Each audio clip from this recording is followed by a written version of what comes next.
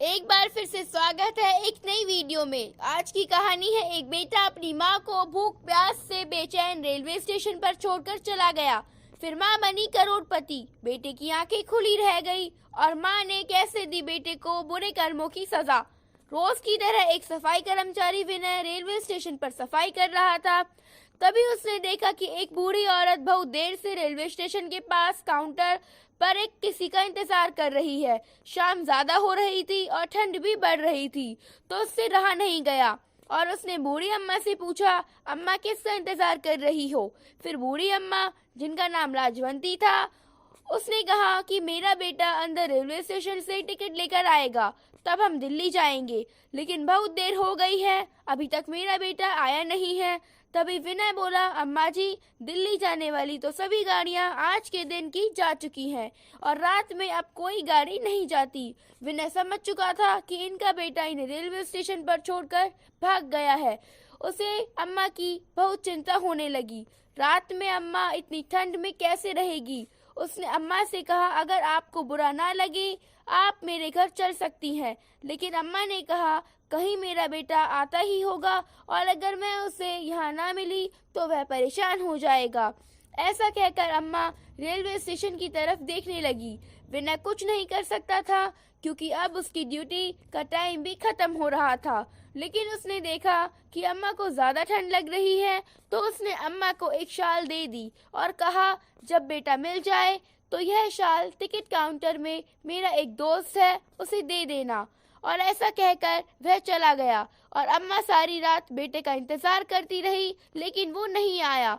फिर अगले दिन विनय वापस काम पर आया तो उसने देखा कि वहीं अम्मा डरी सहमी से कुछ कुत्तों को दूर भगाने की कोशिश कर रही थी। वो कुत्ते बूढ़ी अम्मा पर भौंके जा रहे थे। विनय दौड़कर अम्मा के पास गया और कुत्तों को दूर भगाया और फिर उसने अम्मा को कहा, माताजी, यह रेलवे स्टेशन पर हर 4 दिनों में ऐसा होता है कि नालायक बच्चे अपने बूढ़े माँ बाप को धोखे से छोड़कर चले जाते हैं और फिर कभी लेने नहीं आते। अगर आपको अब भी मेरे साथ मेरे घर चलने के लिए तैयार है तो मैं एक बार अपनी पत्नी से बात कर लेता हूँ। अम्मा ने कहा, पूछ लो बेटा।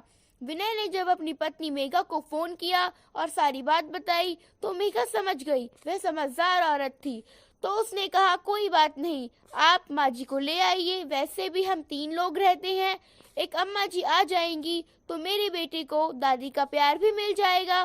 फिर विनय बूढ़ी माँ जी को लेकर अपने घर आ गया। मेघा ने बूढ़ी अम्मा से बात की और बूढ़ी अम्मा, जिनका नाम लाजवंती था, उसने अपने बेटे की करतूत के बारे में सब कुछ बताया कि कैसे बेटे ने धोखे से उसका गांव का घर बेच दिया और मुझे शहर लेकर आया और यह रेलवे स्टेशन पर छोड़कर भाग गया।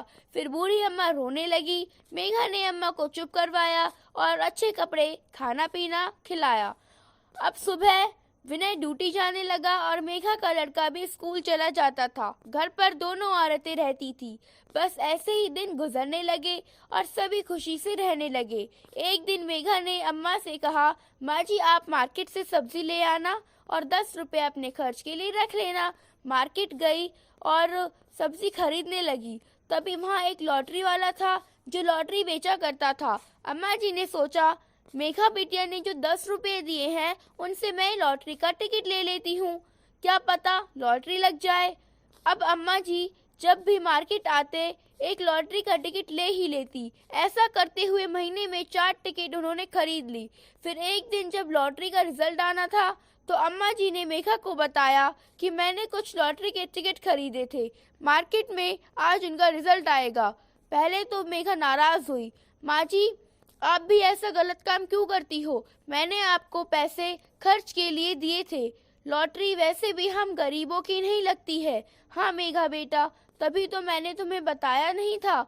अच्छा छोड़ो, पहले लॉटरी का रिजल्ट आज टीवी पर आएगा, देखते हैं। अगर आ गया तो ठीक, वरना आज के बाद कभी लॉटरी नहीं लूंगी।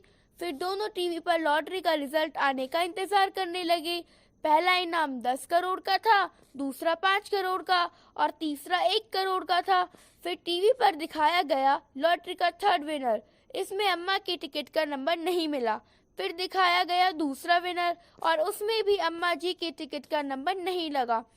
अब दोनों औरतें सोचने लगी, अगर अब भी नहीं लगी टिकट तो सारे पैसे बेकार जाएंगे। और पहला विनर का नंबर बताया, यह भी उनके नंबर से नहीं मिला। दोनों दुखी हो गई। तभी लॉटरी का एक दोबारा नंबर आया और कहने लगा, माफ करना, गलती हो गई। जो नंबर अभी बताया था फर्स्ट विनर के लिए, उसमें थोड़ा चेंज है। फिर जब दोबारा नंबर देखा तो मेघा खुशी से नाचने लगी और अम्मा जी से कहने लगी, अम्मा जी हमारी 10 करोड़ की लॉटरी लग गई है। फिर मेघा ने विनय को फोन किया और जल्दी घर आओ यह कहा। वो भी खुशी से नाचने लगा। अब तीनों मिलकर लॉटरी ऑफिस गए और वहां पर कुछ डॉक्यूमेंटेशन के बाद 10 करोड़ की लॉटरी का सारा पैसा अम्मा जी को मिल गया। अब अम्मा जी का बेटा जो दिल्ली में रहता था, वह भी ऑनलाइन न्यूज़ की डेली खबर पढ़ता रहता था और जब उसने अपनी माँ की फोटो न्यूज़पेपर में देखी तो बहुत खुश हो गया और सोचने लगा, अब माँ जी को किसी भी तरीके से अपने पास लाऊंगा और सारा पैसा उनसे हड़प लूंगा। आखिर मैं उनका बेटा हूँ। ऐसा सोचकर वह उसी रेलवे स्टेशन पर आ गया और अपनी माँ के बारे में जानकारी लेने लगा। तब किसी ने बताया कि सफाई कर्मचारी विनय है, उसके साथ रहती हैं एक बूढ़ी अम्मा। अब संदीप बूढ़ी अम्मा का बेटा विनय के घर पहुंचा तो किसी ने बताया कि वो अपना पुराना घर बेचकर नए घर में चले गए हैं। भले यहाँ अब कौन रहेगा, उन्हें बताओ कि उनका बेटा संदीप आया है। अम्मा जी को जैसे ही पता चला कि संदीप आया है, उन्होंने सिक्योरिटी गार्ड को कहा कि डंडे मारकर भगा देना अगर दोबारा दिखाई दे गेट के आसपास भी। सिक्योरिटी गार्ड ने धमकाकर संदीप को भगा दिया, लेकिन संदीप सोचकर आया था कि अपनी माँ से मिलेगा और पैसे लेकर भी जाएगा। इसलिए जब सिक्योरिटी गार्ड किसी काम से गया तब संदीप बिल्डिंग में घुस गया और विनय के घर में घुसते ही माँ से बोला, माँ मैं तुम्हारा सगा बेटा हूँ और तुम किसी और के साथ रह रही हो, यह ठीक बात नहीं है। तब बूढ़ी अम्मा ने कहा, उस दिन कहाँ गया था मेरा सगा बेटा, जब मुझे ठंड भरी रात में रेलवे स्टेशन पर छोड़कर भाग गया था। तब मुझे मेरे बेटे विनय ने ही सहारा दिया था, इसलिए अब विनय ही मेरा बेटा है और तुझसे अब मेरा कोई रिश्ता नहीं है। यह सुनकर संदीप को गुस्सा आ गया और उसने वहीं खेल रहे विनय के बेटे की गर्दन पर चाकू रख दिया और कहा, मुझे सारे पैसे दे दो, मैं चला जाऊंगा, वरना इस बच्चे की जान जाएगी।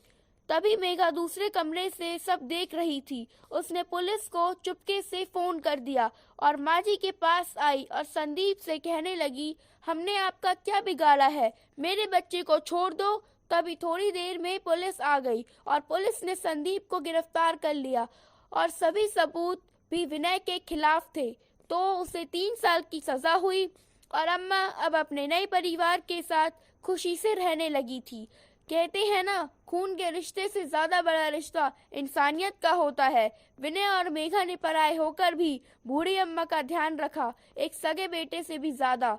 अगर आपको आज की कहानी अच्छी लगी हो तो आप हमारे चैनल हेलो जिंदगी को सब्सक्राइब कर ले। धन्यवाद।